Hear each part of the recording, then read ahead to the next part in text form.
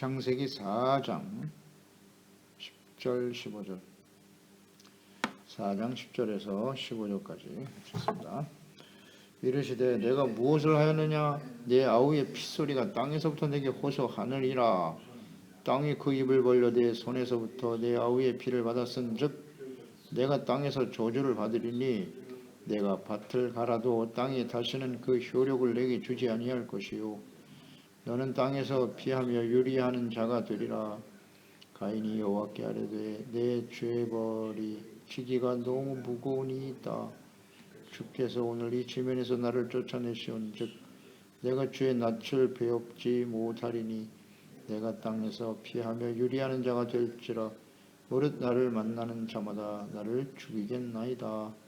여호와께서 그에게 이르시되 그렇지 아니하다.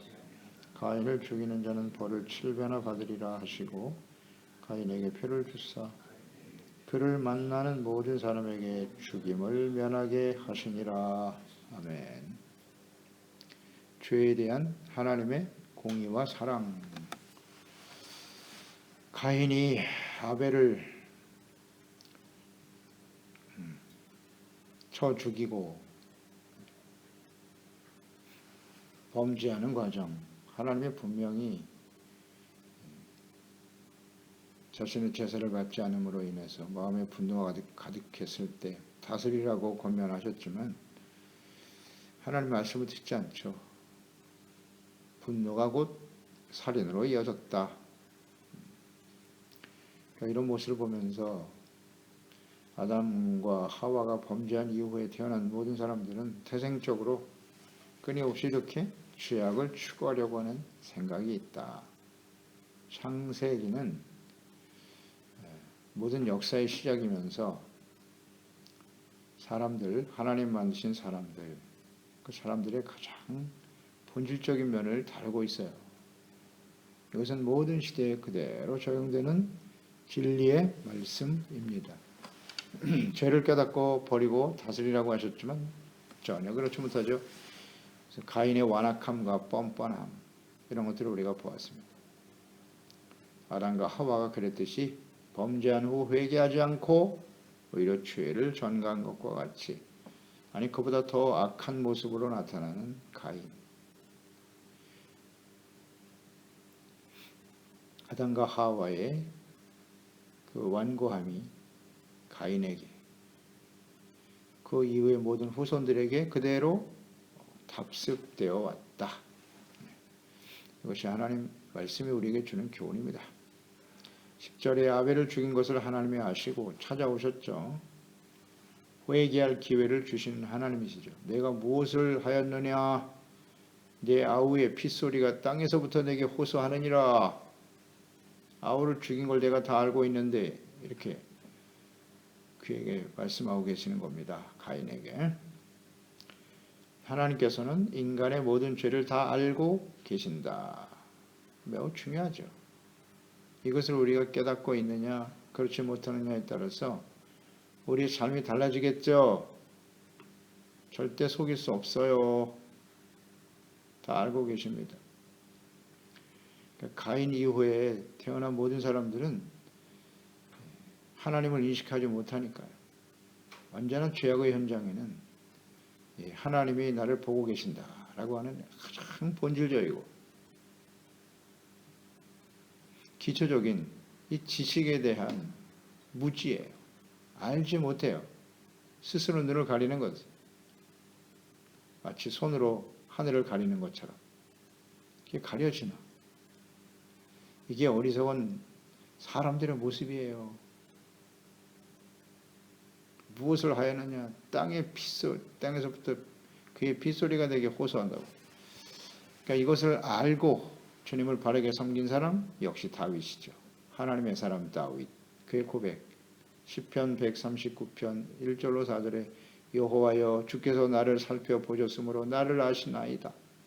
주께서 내가 앉고 일어섬을 아시고 멀리서도 나의 생각을 밝히 아시오며 나의 모든 길과 내가 눕는 것을 살펴보셨으므로 나의 모든 행위를 익히 아시오니 여호와여 내 혀의 말을 알지 못하시는 것이 하나도 없으시니이다. 이거 어떻게 알았을까요? 이 다윗의 시편을 묵상할수록 크게 감탄합니다. 이야, 이 다윗은 이건 하나님의 사람, 선지자다. 선지자입니다, 다윗은. 하나님의 영에 감동돼요. 이 하나님을 너무 잘 알고 있어요.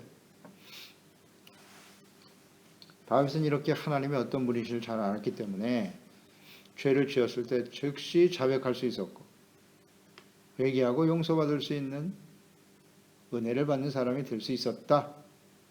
교훈이죠. 핏소리가 땅에서 호소한다. 억울하게 죽은 자의 피. 하나님께 호소하고 있다는 겁니다. 무죄한 자의 피의 소리를 하나님은 들으신다. 반드시. 또 공의로 심판으로 갚아주신다. 갚아주신다. 그래서 하나님께서는 이스라엘 땅에서는 절대 무죄한 자의 피가 흐르지 않도록 하라 하셨어요. 무죄한 자의 피가 흐르지 않도록 하라. 그런데 왕하 21장 14절 이하에 보면 히스기야의 아들 므낫세죠. 므낫세 시대에 가장 악을 행하는 왕이에요. 우상 숭배. 그때 21장 14절 이하에 보면 오늘까지 내가 보기에 악을 행하여 나의 진노를 내가 일으켰다 하셨더라. 므낫세가 유다에게 범죄하게 하여 여호와께서 보시기에 악을 행한 것 외에도 또 무죄한 자의 피를 심히 많이 흘려 예루살렘의 이 끝에서 저 끝까지 가득하게 하였더라. 이게 심판의 원인이 된 거예요. 므낫세 시대에 너무나 많은 무죄한 자의 피를 흘렸기 때문에 하나님께서 이제 유다를 더 이상 봐주실 수가 없게 됐어요. 결단하셨어요. 그때 너희들은 심판을 받아 바벨론의 포로가 되어 끌려갈 것이다. 하나님은 무죄한 자의 피의 소리를 절대 외면하지 않으세요. 반드시 갚아주십니다. 반드시 갚아주십니다. 이 문제가 이 인류의 역사 속에 계속되어 오는 거예요. 이스라엘 또 인류의 역사 속에 계속되어 진행되다가 마지막 때 이루어지겠죠. 요한계시록으로 이어지는 겁니다. 19장 1절로 2절에 이 일 후에 내가 들으니 하늘에 허다한 무리의 큰 음성과 같은 것이 있어 이르되 할렐루야 구원과 영광과 능력이 우리 하나님께 있도다. 그의 심판은 참되고 의로운지라 음행으로 땅을 더럽게 한 큰 음녀를 심판하사 자기 종들의 피를 그 음녀의 손에서 갚으셨다 하고 갚아주신다고. 반드시 피를 갚아주신다잖아요. 그분이 하나님이세요. 절대 이 하나님을 피할 수 없습니다. 11절 12절에 무죄한 자의 피를 흘린 가인에게 이 말 하나님의 심판. 하나님은 어떻게 공의로 심판하시나요? 무죄한 자의 피로 땅을 더럽혔기 때문에 땅에서 내가 저주를 받을 것이다. 가인에게. 그래서 땅을 갈아도 땅이 효력을 주지 않을 것이고 너는 땅에서 유리하는 자가 될 것이다. 이렇게 말씀하셨네요. 저주가 선포돼 버렸네. 아담과 하와가 그랬듯이 범죄하니까 땅에 가시와 왕건키를 내고 땅이 저주를 받는다고 했는데 가인도 역시 마찬가지네요. 땅에서 저주를 받는다. 밭을 갈아도 땅이 효력을 주지 않는다. 가인은 농사하는 사람입니다. 농부였어요. 근데 농부에게 땅이 효력을 주지 않으면 아무리 수고하고 애를 써도 소득이 없다는 거죠. 기근이 찾아올 것이고 경제적인 고통과 또 육체적으로도 얼마나 수고롭겠어요. 아무리 애써봐야 먹을 수가 없습니다. 심리적 고통을 계속 당하게 될 것이다. 이런 말씀을 하셨어요. 하나님께서. 그럴 때 가인은 어떻게 반응했나요? 13절 가인이 여호와께 이르되 내 죄벌이 지기가 너무 무거우니이다. 이렇게 말했어요. 하나님의 징계에 대해서 이 12절을 말씀을 하셨을 때 이 또한 기회인 거예요. 10절에서 12절 사이에 하나님이 그가 범죄한 것을 드러내셨고 또 죄에 대해서 어떻게 하나님이 형벌하실 것을 아셨을 때 말씀하셨을 때 어떻게 해야 했을까요? 당연히 회개해야죠. 하나님 제가 잘못했습니다. 이걸 못해요. 이걸 못해. 우리가 계속 성경을 묵상하면서 깨닫는 바지만 하나님의 백성들이 주님께서 원하시는 뜻은 아주 단순 명료하거든요. 죄를 지적해주고 그 죄에 대한 하나님의 공의가 이와 같다라고 말씀하시는 것은 돌이키라는 겁니다. 하나님은 절대 심판을 원치 않으세요. 재앙을 원치 아니하시며 너희를 향한 나의 생각을 안 하니 이것은 재앙이 아니야. 장래 소망을 누려는 것이고 평안을 주기 원하신다고 말씀하셨잖아요. 이 하나님의 생각을 왜 모르죠? 그 자리에서 잘못했다고 하면 되잖아요. 이걸 못하네. 이걸 못해. 못하고 하나님 너무 가혹하십니다. 나에게 이렇게 무거운 형벌을 주시다니요. 내가 감당할 수가 없나이다. 그 원인이 무엇인가를 생각해요. 원인이. 그래서 우리에게 이런 시련과 어려움이 다가올 수 있어요. 당연하죠. 우리가 완전하지 않지 않습니까? 예수 그리스도를 믿고 의롭다함을 얻었다 했을지라도 우리는 완전하지 않아요. 끊임없이 하나님의 눈을 속이고 하나님이 말씀하시는데 고집부리고 완악하죠. 그래서 시련을 주시는 거예요. 우리에게. 그러면 하나님 앞에 주여 제가 잘못했습니다. 이 한마디면 되는데 이거 절대 안 하잖아요. 인정을 안 해. 그리고 원인을 생각하지 않고 나에게 다가오는 시련이 너무 크다고 너무 힘들다고 가혹하다고 이렇게 하나님께 항변하고 있어요. 항변. 왜 나에게 이렇게 어려운 시련을 당하게 하십니까? 거기다 분노까지 하지 이제 화를 내요 하나님한테. 탄식하고 낙심하는 사람도 있죠. 낙심하고 절망하고 그렇게 반응할 일이 아니에요. 하나님 제가 잘못했습니다 하면 간단히 해결될 일이에요. 그런데 내가 잘못한 게 뭐 있습니까? 이렇게 나오는 거예요. 이게 가인이에요. 이 가인의 이 죄악의 죄성이 오늘도 우리 가운데 그대로 있습니다. 그대로 있어요. 이건 정말 그래서 하나님의 말씀은 진리예요. 창세기가 굉장히 중요한 교훈을 주고 있어요. 근본을 보여주는 거예요. 우리의 근본을. 원인을 생각해야지. 상황만 바라보고 환경만 바라보고 거기에 초점을 맞추면 안 되는 건데. 그렇군요. 그러니까 범죄한 아담과 하와의 후손으로 태어나 죄 가운데 살아갈 수밖에 없는 모든 사람들의 일반적 특성이다. 이렇게 요약하면 되겠습니다. 하나님 앞에 섰으면 당연히 돌이켜야죠. 이사야서 6장 5절에 선지자가 하나님을 만났을 때의 반응이죠. 그때 내가 말하되 화로다 나여 망하게 되었도다. 나는 입술이 부정한 사람이요 나는 입술이 부정한 백성 중에 거주하면서 만군의 여호와이신 왕이신 만군의 여호와이신 왕을 베었음이로다 하였더라. 하나님 앞에서 자기가 얼마나 부정한 모습인가를 보잖아요. 고백하잖아요. 이게 정상이죠. 이게 정상이죠. 다윗 같은 경우 볼까요? 하나님이 자신의 모든 것을 다 아신다고 고백했던 다윗. 그가 밧세바와 범죄했을 때 나단 선지자를 보내서 그 죄인이 바로 당신이라고. 그때 사무엘하 12장 13절이죠.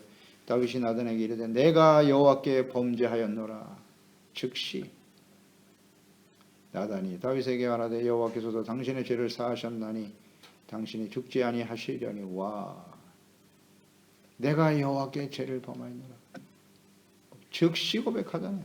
하나님을 아니까. 이게 다윗이에요. 또 인구조사로 마지막이죠. 말년의 인구조사로 범죄의 징계를 받을 때 자기 죄 때문에 백성들 7만이 연병으로 죽어가잖아요. 그때 사무엘하 24장 17절에 다윗이 백성을 치는 전사를 보고 곧 여호와께 아뢰어 이르되 나는 범죄하였고 악을 행하였거니와 이 양무리는 무엇을 행하였나이까 청하건대 주의 손으로 나와 내 아버지의 집을 치소서. 이게 다윗이잖아요. 내가 잘못했다. 이게 쉬울 것 같죠? 절대 쉽지 않다. 그래서 다윗이 위대한 거예요. 그래서 하나님이 다윗을 좋아해요. 절대 고백 안 해요. 뻔뻔하죠. 합리화시키고 아닌 척하고 위선의 탈을 뒤집어 쓰고 끝까지 하나님 앞에 거부하고 있어요. 나는 절대 정당하다고. 내 아이의 이런 생각과 뜻은 이런 행동은 절대 옳아요. 하나님이 아니라는데 두려운 일입니다. 사실 이런 건 굉장히 두려운 일이에요. 하나님 앞에서 즉시 돌이켜야 될 때 끝까지 고집을 부리거든. 뭐 어떻게 될까요? 너무 막연하게 늘 우리가 말씀 통해서 깨닫는 바지만 막연하게 살면 안 돼요. 모든 건 하나님의 말씀대로 되는 거예요. 순종하든지 불순종하든지 그에 대한 결과 생과 상, 생명과 사망, 복과 저주를 내 앞에 두었으니 오늘 내가 선택하라. 이건 뭐 돌이킬 수가 없는 거예요. 하나님 말씀대로 돼요. 말씀대로. 나의 의도와 생각과는 아무 상관없어요. 다윗처럼만 하라. 그래서 성경을 기록하신 건데 가인 역시 안 되네요. 마태복음 5장 4절 애통하는 자는 복이 있나니 저희가 위로를 받을 것임이라. 아멘. 애통은 겸손해야 할 수 있는 거예요. 죄를 깨닫고 정말 애통해야 할 수 있다는 건 겸손하다는 증거고, 이렇게 죄를 지적해 주는데도 회개하고 돌이키지 않다는 건 뭐다? 교만하다.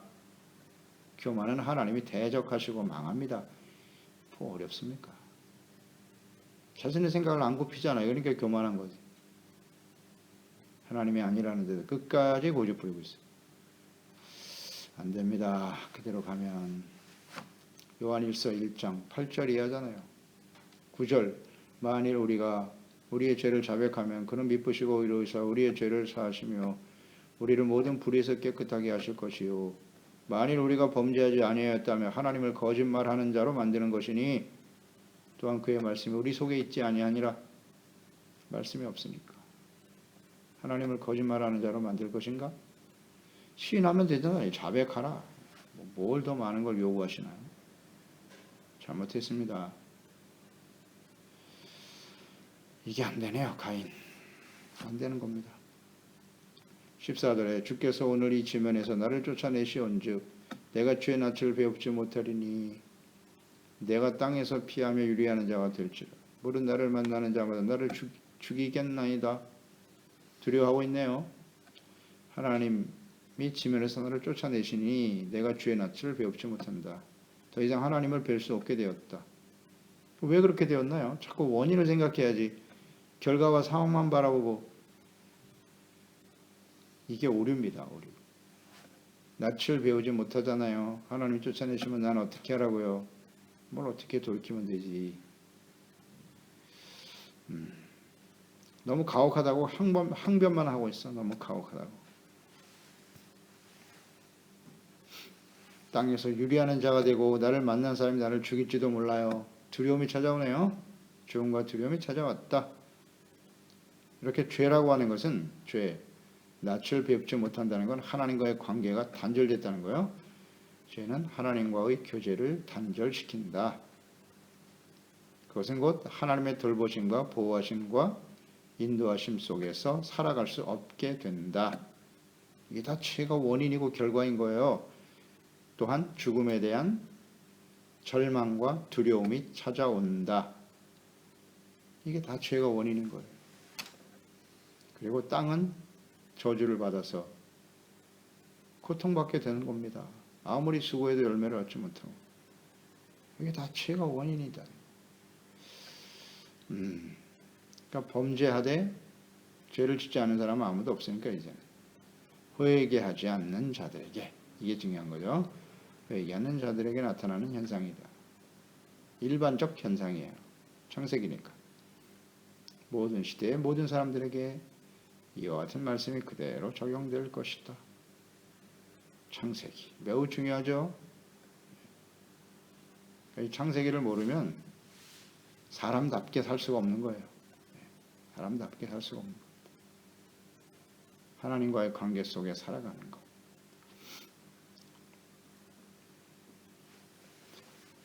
가인이 사람들이 나를 죽일까 두렵다 이런 고백을 하죠. 그 당시에는 가인밖에 없지, 아벨도 죽었고 가인밖에 없는데 사람들이 또 있었단 말인가? 이걸로 또 의심을 품는 사람들이 있어요. 계속해서 사람들이 태어나겠죠. 하나님이 셋을 낳게 하셨고 7, 80년 살다가 죽은 게 아니잖아요. 700년, 800년, 900년까지 살았어요. 그 당시에 사람들이. 그러니까 얼마나 많은 자손이 퍼지겠습니까? 왜? 하나님이 복을 주셨거든요. 생육하고 번성하라, 땅에 충만하라. 그러니까 충만하게 되겠죠. 그걸 두려워하는 거예요. 수많은 사람들이 나를 죽일지도 몰라.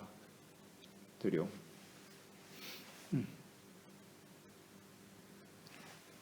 여기 돌이키면 되는데 이게 안 되네요. 죽음을 두려워하나요? 잘 보세요. 이 하나님이 없는 사람들은 당연히 죽음을 두려워해요. 뭐 큰 소리 치고 뭐 죽으면 죽지 뭐 이렇게 큰 소리 치고 있지만 막상 죽음이 당면하면 하나님이 없는 사람은 두려워할 수밖에 없어요. 허무와 두려움 속에 빠지게 되는 거예요. 절망. 그런데 예수 믿고 구원받은 하나님의 자녀들이 죽음 앞에 두려워합니까? 이거 한번 분명히 우리가 묵상해 봐야 합니다. 죽음이 두렵습니까? 그 왜 그럴까요? 죄의 문제가 해결이 안 됐다는 거예요. 죄 때문에 두려워하는 겁니다. 예수 믿는 사람은 죽으면 천국인데 뭐 할렐루야지. 뭘 두려워합니까? 이제 영원한 삶으로 내가 드디어 들어가는구나. 이제 마지막 남은 생에 마무리를 잘 해야지. 청결하게 마무리하고 하나님 앞에 가는 거지요. 근데 죽음이 두려워. 그리고 하나님께 막 원망을 쏟아내. 왜 내가 죽어야 하냐고요? 이건 가인이에요, 가인. 거의 가인을 떠올리면 돼요. 내가 근본적인 문제가 해결이 안 되고 있구나, 아직도. 이렇게 우리가 묵상해 봅니다. 15절, 이런 가인에게 하나님은 어떻게 하셨나요? 여호와께서 그에게 이르시되 그렇지 아니하다. 그렇지 않답니다. 하나님이 가인을 죽이는 자는 벌을 7배나 받으리라 하시고 가인에게 표를 주사 그를 만나는 모든 사람에게서 죽임을 면하게 하셨다. 할렐루야. 가인을 죽이는 자는 벌을 7배나 받는데요. 이 7이라고 하는 숫자는 하나님께서 철저하게 보응하시겠다는 거예요. 완전 숫자죠. 그러니까 가인을 절대 죽이지 못하게 하시겠다는 거예요. 7배. 완벽하게 철저하게 보응하실 것이다. 그러면서 표를 주셨다네요. 이 표. 표라고 하는 이 단어는 히브리 오트라고 하는 말인데 증거물, 깃발, 표시 이런 뜻이에요. 그러니까 가인에게 결코 사람들이 너를 죽이지 않을 것이다 라는 확신을 주시기 위해서 증거를 주셨다는 거예요. 증거. 이 증표는 뭘까? 뭐 외적인 어떤 증표가 될 수도 있을 것이고 혹은 내적 확신 이런 것을 주실 수도 있겠죠. 내적인 확신. 그러니까 하나님께서 그의 증표가 되어 주시겠죠. 하나님이 증표가 되어서 늘 하나님이 그와 함께 하신다. 이게 막 가장 확실한 증표가 될 겁니다. 왜냐하면 하나님이 함께 하시고 자기를 보호해 주시면 아무도 죽일 수가 없거든요. 이것은 어떤 외적인 표라기보다는 저는 내적 확신에 훨씬 더 가깝다고 봐요. 왜냐하면 우리가 예수 그리스도를 믿고 구원받을 때 우리가 구원받은 증거가 뭐냐면 성령으로 인을 치셨다고 하셨거든요. 성령께서 우리 가운데 인을 쳐주실 때 우리가 하나님의 자녀고 거듭난 하나님의 자녀의 주의 백성이라는 확신을 갖고 살게 되거든요. 성령이 아니면 이런 확신은 아무 데서도 안 와요. 올 수가 없어요. 그렇지 않나요? 성령이 주시는 확신, 인을 치시니까 이 사람은 내 자녀야. 이렇게 우리가 아무리 십자가를 들고 우리가 달고 다닌다고 해서 그게 다 우리가 하나님의 자녀라고 하는 표가 되느냐? 그렇지 않아요. 그렇지 않습니다. 아무도 인정 안 해줘. 악을 행하면 그러니까 이 내적인 확신일 거라고 같아요. 내적 확신. 하나님이 내가 너와 함께 할게. 그러니까 사도행전 1장 8절이잖아요. 오직 성령이 너에게 임하시면 너희가 권능을 받아 예수님의 증인이 될 거라고. 증인. 예수 믿는 사람이라는 확실한 증인이 된다는 거죠. 이런 걸 묵상하게 되고요. 또 죽임을 면하게 하실 것이다. 분명히 말씀하셨네요. 죽임을 면한다고 하면 무슨 뜻일까요? 면하게 하실 것이다. 죽지 않고. 그러니까 이 죄인들에 대한 하나님의 긍휼이죠. 긍휼과 사랑이죠. 그러니까 면하게 하신다는 것은 하나님은 분명 죄에 대해서 공의로 심판하시는 분인데 그 하나님의 공의의 심판을 유보하시겠다는 뜻이에요. 면하게 하신다는 건 유보하실 것이고 그 유보한다는 뜻은 뭐냐? 돌이킬 수 있도록 배려하신다는 뜻이에요. 그렇겠죠? 즉시 죽지는 않을 거라는 거예요. 언젠간 죽겠죠. 그러나 그 시간 동안에 하나님은 돌아올 수 있도록 기다리고 계신다. 돌이킬 기회를 주시는 것이다. 이렇게 우리가 묵상하는 게 맞고요. 또 이후에 태어날 모든 사람들에게 교훈을 주시는 겁니다. 가인과 같이 죄를 짓고 회개하고 돌이키지 못하면 결국 사망에 이를 수밖에 없는데 죄의 결과는 이와 같다. 하나님의 공의는 매우 두려우고 엄격하다. 이것을 말씀하시는 거예요. 교훈을 주기 위하며 회개치 않는 자들에게는 그 임할 형벌이 매우 크다. 엄중하다. 그러나 하나님께서는 죽음을 면하게 하심으로써 당장 죽음을 면한 거죠. 언젠가 죽게 될 텐데 이렇게 죄인도 사랑하시고 긍휼히 여기시면서 돌이킬 수 있는 기회를 주시는 분이다. 이렇게 묵상이 되죠? 우리가 깨닫는 바입니다. 항상 우리가 아직 이렇게 육체의 생명을 가지고 살아있다고 하는 의미는 돌이킬 수 있는 기회를 주시는 거다. 기회다. 이 기회를 놓치지 말죠. 그래서 하나님과의 관계를 회복하면 하나님의 다스리신 하나님의 나라 의의 백성으로 살아갈 때 의와 평강과 기쁨이 찾아오잖아요. 이렇게 가인과 같이 두려움 속에 저주를 받아 고통과 절망 속에 살아가게 되는다? 그건 죄가 아직 정리가 안 된 겁니다. 의가 회복되어야 죄를 버리고 용서받고 의롭다함을 얻어야 평강과 기쁨이 찾아오죠. 간단한 진리인데요. 그래서 하나님과의 관계 속에서 주어진 날들을 지혜롭게 만들어가는 저희들이 되어야 하겠습니다. 기도하겠습니다. 하나님 아버지, 오늘도 주의 말씀을 듣습니다. 가인의 범죄와 그에 대한 하나님의 공의, 심판, 그럼에도 불구하고 죽을까 두려워하는 그에게 하나님은 자비와 긍휼을 베풀고 계시네요. 기회를 주시는 거죠. 돌이킬 수 있는 기회. 가인에게도 충분히 기회를 주셨어요. 그리고 그 죄에 대한 형벌, 하나님의 심판이 어떠한 것도 구체적으로 가르쳐 주셨습니다. 그런데 이 가인은 그 말씀을 듣고 돌이키질 못하네요. 주님이 원하시는 뜻이 재앙입니까? 심판인가요? 아닙니다. 회개하고 돌이키는 거예요. 이걸 못하네요. 오히려 자신에게 주어진 형벌이 너무 가중하다고, 혹독하다고 항변만 하고 있네요. 이것이 이 가인의 모습이 오늘 우리의 모습은 아닌가요? 주여, 언제든지 하나님의 말씀 앞에서 책망과 교훈 앞에 우리의 죄를 깨닫고 애통하는 겸손한 자들이 되어서 자백하고 고백하는 다윗과 같은 사람, 그래서 하나님 앞에 용서받고 의롭다함을 얻어 하나님이 주시는 평안과 기쁨, 하나님의 보호하심과 인도하심 속에 살아가는 우리 모든 지체와 가족들, 자녀들이 되게 하소서. 예수님의 이름으로 기도드리옵나이다.